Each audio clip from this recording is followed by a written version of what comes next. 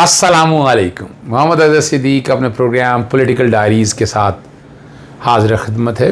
पीर 27 सितंबर। कई दफ़ा मैं तारीख़ भूल जाता हूँ, बहरहाल कोशिश करता हूँ कि ना भूल सकूँ। दो ही इश्यूज़ के हम जिस पे बात कर रही हैं।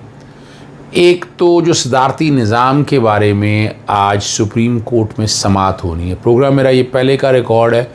मैं अभी जो ऑब्जर्वेशन देख रहा हूँ सुप्रीम कोर्ट क्या कहती है, जो मैं अपना जो ओपिनियन दे रहा हूँ सुप्रीम कोर्ट क्या फ़ैसला करती है, ये उस दिन फ़ैसला करेंगे, फिर दोबारा प्रोग्राम करेंगे। लेकिन अपना एक नुक्ता नज़र मैं अभी बयान कर सकता हूँ। बैकग्राउंड पे ये चल रहा होगा। बेंच 2 में जस्टिस उमर ताबिन दयाल, जस्टिस सैयद मंसूर अली शाह और जस्टिस मुनीब अख्तर पर बेंच मुश्तमिल फुल बेंच या 3 मेंबर बेंच कहते हैं। इनके सामने 4 CM अपील 130, 132, 143 और 181 2020 in constitutional petition nil of 2020 regarding holding referendum for presidential form of government और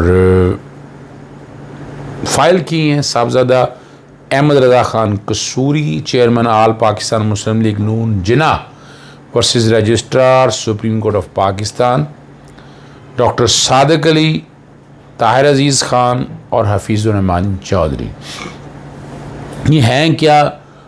सवाल है रेफरेंडम। अब रेफरेंडम आइन में जो है ना वो सदर को इख्तियार दिया गया आइन के आर्टिकल 48 में, जिसमें सदर की पावर दी है president to act on advice etcetera. इसमें ये इख्तियार जो दिया हुआ है सब आर्टिकल 6 है, वो बैकग्राउंड पे चल रहा होगा। पहले वो आपके सामने जो सिविल अपीलें लगी हुई हैं। If at any time the prime minister consider it necessary to hold a referendum or any matter of national importance, he may refer the matter to a joint sitting of the Majlis Shura Parliament, and if it is approved in a joint sitting, the Prime Minister may cause such matter to referred to a referendum in the form of a question that is capable of being answered by either yes or no. ये है referendum कराने का तरीक़ाकार। वज़ीर आज़म को इख्तियार दिया हुआ है। वज़ीर आज़म एडवाइस करेंगे सदर को, ये जो दिया हुआ है, और जॉइंट और पार्लियामेंट के मुश्तरका इजलास के सामने रखा जाएगा और वो फिर कह देता है कि रेफरेंडम इस मसले पे कराया जाए। वो पहला तो जो 48(6) में रेफरेंडम का तरीक़ाकार होता है। अब ये सवाल है कि क्या ये आइनी दरख्वास्तें लगी? ये समझ लीजिएगा, ये आइनी दरख्वास्तें नहीं हैं। आइनी पटिशन दायर की, उस पर एतराज़ लगा कि अप्रोप्रिएट या ऑल्टरनेट रेमेडी, यानी वो क्या है कि रेफरेंडम कराने का क्या सुप्रीम कोर्ट हुक्म दे सकती है। ये रजिस्ट्रार के एतराज़ जो मैं समझ पाया हूँ। और आप यहाँ कैसे आ गए? पहले हाई कोर्ट जाते या पार्लियामेंट या कोई और तरीक़ाकार है, वज़ीर आज़म को कहते, तो यकीनन इसके अंदर कोई ना कोई, मेरे पास नहीं है तफसीलें, नहीं, मेरी ज़ाती राय है कि वज़ीर आज़म को ख़त लिखे होंगे कि आप इस अवामी मसले के ऊपर राय लें, पार्लियामेंट को कहें और राय अवाम के लिए कि मुल्क में सदारती निज़ाम चाहते हैं या ये सो कॉल्ड घिसा पिटा जमहूरी निज़ाम चाहते हैं।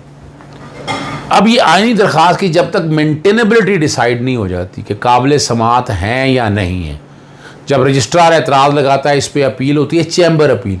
और चैम्बर अपील आपको याद है जस्टिस उमर ताबिन दयाल साहब ने की थी और कहा था कि इसको बेंच के सामने, यानी मेंटेनेबिलिटी का जो प्रिंसिपल है जुडिशियल साइड पे डिसाइड किया जाए, एडमिनिस्ट्रेटिव साइड पे नहीं। और अब हमारी सुप्रीम कोर्ट आज इसी केस के ऊपर समाअत की होगी, उन्होंने या कर ली होगी या एडजर्नमेंट होगी। पॉसिबिलिटी यही है कि शायद एडजर्नमेंट ना हो जाए। अगर एडजर्नमेंट नहीं भी होती तो ये बेसिक प्रिंसिपल हैं, सबको कहेंगे वो बहस करें और ये हर्डल से निकलना उन्हें। स्वाबदीद वज़ीर आज़म की है। अगर तो वज़ीर आज़म को लिख दिया है, वज़ीर आज़म को कहा है इस बात पे करे, तो वज़ीर आज़म को उस दरख्वास्त पर फ़ैसला करना है। और अगर दरख्वास्त नहीं लगी, मेरे सामने मटीरियल नहीं है, तो सुप्रीम कोर्ट कह सकती है वज़ीर आज़म को कि आप इनकी दरख्वास्त का फ़ैसला करें। ये जो बात कह रहे हैं अवामी पॉइंट है, उठाकर आप अब फ़ैसला करें, आपने रखना है पार्लियामेंट में या नहीं रखना है नुक्ता, लेके जाना है या नहीं लेके जाना है, ये फ़ैसला वज़ीर आज़म की सवाबदीद पे। आगे पार्लियामेंट रेफरेंडम के लिए भेजेगी, हाँ या ना। अगर हाँ में कहती है तो आइनी तरामीम करनी पड़ेगी, कॉन्स्टिट्यूशनल अमेंडमेंट्स होंगी सारे काम के लिए। और कॉन्स्टिट्यूशनल अमेंडमेंट के लिए अगर एडिटर अवेलेबल हुआ तो आइन का आर्टिकल 238 एंड 239, 2/3 अक्सरियत चाहिए आइन में तरमीम के लिए। ये याद रखिएगा, 2/3 अक्सरियत चाहिए आइन में तरमीम के लिए। यहाँ जो कि जमहूरी निज़ाम है, सेटअप है, वज़ीर आज़म ने कैसे मुंतखब होना है, सदर ने कैसे मुंतखब होना है, चीफ मिनिस्टर कैसे आना है, तो ये सारी प्रोविजन फिर तब्दील होंगी। वज़ीर आज़म ख़त्म हो जाएगा, सदर आएगा, सदर का इंतखाब बराह रास्त तरीके से होना है जैसे अमेरिका वगैरह या उस निज़ाम के तहत होता है। सेनेट भी बराह रास्त मुंतखब होती है। तो ये बहुत बड़ी ड्रास्टिक चेंजेस नहीं मैं कह सकता, बहुत बड़ी तब्दीलियाँ होनी हैं। वो देखना पड़ेगा। यानी फ़र्ज़ करें रेफरेंडम हो भी जाए तो आइन में तरमीम के लिए आपको 2/3 अक्सरियत चाहिए होगी। जो हो सकता है रेफरेंडम इस तर्ज का हो जाए कि आने वाली जो असेंबली हो वो नया आइन पाकिस्तान बनाए, तो उस लेजिस्लेटिव असेंबली के लिए ये मामला सारे उठाए जा सके। मोस्ट प्रॉब्ली शायद सुप्रीम कोर्ट इस पर एतराज़ बरकरार रखे कि आप पहले ऑल्टरनेट रेमेडीज़ लें, जो मुतबादल आपके पास रास्ते हैं। वज़ीर आज़म को कहना है हाई कोर्ट जाना है, अगर सुप्रीम कोर्ट देखती है मेरी ज़ाती नज़र के मुताबिक, तो मैं तो समझता हूँ it's a matter of a public importance. Supreme court को इसको मैटर को टेकअप करना चाहिए, बाकायदा जुडिशल साइड पे लगा के एतराज़ दूर करके सुनना चाहिए। आगे चलते हैं दूसरे अहम इशू की तरफ। ये मेरे हाथ में ये काफ़ी लंबा चौड़ी, अब देखेंगे ये सारी पड़ी हुई हैं, ये तरामीम है जो तकरीबन 34 तरामीम नैब में तरामीम होने जा रही हैं ऑर्डीनेंस के अंदर। ये मैं बड़ी वाज़ेह ख़बर आपको दे रहा। एक मैं एक्सटेंशन के हवाले से मैंने ख़बर दी थी आपको, अब एक्सटेंशन की बजाय मौजूदा चेयरमैन नैब को एक्सटेंशन देते हैं या नहीं देते हैं। 9 तारीख तक तो टाइम है, तो मेरा ख़्याल है 5-6 तारीख अक्टूबर तक ये फ़ैसला हो जाएगा। और क्या होगा, नैब ऑर्डिनेंस 1999 में पहले था कि ये इख्तियार चेयरमैन नैब को इख्तियार करने अपॉइंट करने का इख्तियार सदर या चीफ एग्जीक्यूटिव के पास था, उसमें और किसी का कोई रोल नहीं था। और वैसे भी जितनी भी ये अपॉइंटमेंट होती हैं, पैमरा, ओगरा, ओमट्समैन, नेपरा, ये सदर पाकिस्तान भी करते हैं, लेकिन on the advice of prime minister, वो आर्टिकल 48 को सामने रखते हुए। तो यहाँ चूँकि कॉन्स्टिट्यूशन के अंदर तो है कि election commissioner, chief election commissioner और कमिश्नर को तैनात करना हो, तो वो प्रोसीजर दिया हुआ है इस कानून में। अब जो मौजूदा कानून है, पहले मैं उसका जिक्र कर दूं, फिर मैं डिस्टिंग्विश बता लेता हूँ। वो 6B में है कि वो कंसल्टेशन होनी है लीडर ऑफ द हाउस और अपोजिशन के साथ। नॉन एक्सटेंडेबल पीरियड है 4 साल का। अब यहाँ पॉसिबिलिटी 2 है, एक तो नॉन एक्सटेंडेबल का लफ्ज़ उड़ा दिया जाएगा, 4 साल के लिए तयन करना है, नॉन एक्सटेंडेबल डिलीट कर दिया जाएगा। इसके लिए मौजूदा चेयरमैन भी आ सकते हैं या कोई और भी लाना होगा। तो ये एक पॉसिबिलिटी है कि यहाँ तरमीम, मेरे यहाँ तक ख्याल है ये। और दूसरी जो बात जो समझने वाली है, यहाँ कंसल्टेशन तो है, अपोजिशन लीडर ही मानता, तो यहाँ कानून में इबहाम है। जबकि चीफ इलेक्शन कमिश्नर या कमिश्नर को तैनात करना हो, मेंबर्स को तैनात करना हो, तो 3-3 नाम दिए जाते हैं। वज़ीर आज़म अपने नाम देता है, अपोजिशन लीडर अपना नाम देता है, पार्लियामानी कमेटी के पास जाती है, पार्लियामानी कमेटी उस पर कंसेंसस करती है, और फिर यानी आईने पाकिस्तान में ये दिया हुआ है। तो इस कानून में एक इबहाम है, वो इबहाम ख़त्म कर सकते हैं। मौजूदा अपना चेयरमैन नैब को आगे लेके जाना है। मेरी तरह तो यही है कि शायद गवर्नमेंट इंटरेस्टेड नहीं है कि मौजूदा चेयरमैन को आगे ले जाया जाए। कई मामलात है, कई इल्ज़ामात है, कई बातें ऐसी हो रही हैं, लेकिन मौजूदा चेयरमैन की जो कारकर्दगी है वो काबिल सताइश है। 535 अरब रुपया बहुत बड़ा मंतकी अंजाम तक पहुंचाना चेयरमैन नैब का काम नहीं। हमारे यहाँ कन्फ्यूजन क्रिएट की जाती है कि सज़ाएँ क्यों नहीं, सज़ाएँ अदालतों ने देना, अदालतों का उनके चेयरमैन नैब के इख्तियार में नहीं है। आप दे दें, आप चेयरमैन नैब, यानी या तो इस तरह का कानून में तरमीम कर देना।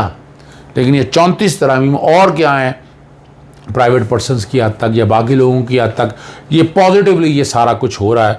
ऑर्डिनेंस के ज़रिए तरमीम की जाती है और उसके बाद फिर ये पार्लियामेंट के सामने रख दिया जाएगा। लेकिन जब ऑर्डिनेंस एक दफ़ा आ जाए, 120 दिनों के लिए आए, तो 120 दिन में जो एक्शन होंगे वो प्रोटेक्टेड होते हैं।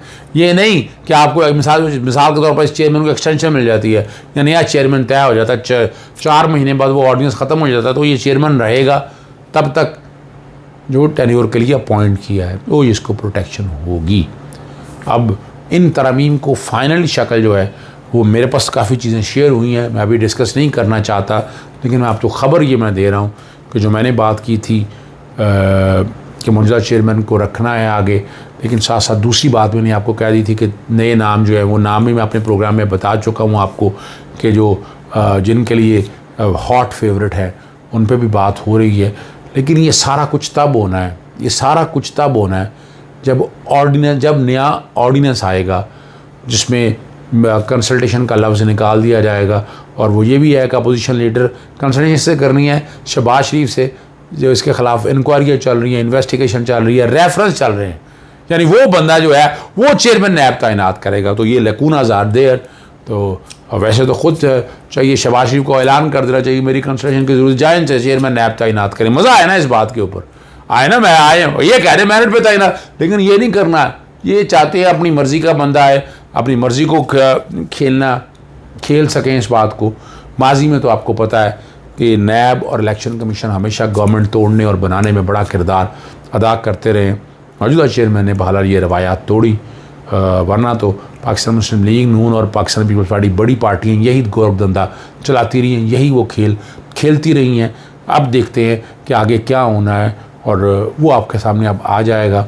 ऑर्डिनेंस के ज़रिए तरामीम भी आ जाएंगी, बाकी कानून में भी तरामीम आ जाएंगी और चीज़ें जो सारी हैं वो आगे की तरफ चलेंगी। मौजूदा चेयरमैन को लगाते अगले 4 साल के लिए या नया चेयरमैन लेके आते हैं, या आपको 6-7 तारीख तक वाज़े क्लैरिटी आ जाएगी। इजाज़त दीजिएगा। अस्सलाम वालेकुम, अल्लाह हाफ़िज़, पाकिस्तान जिंदाबाद।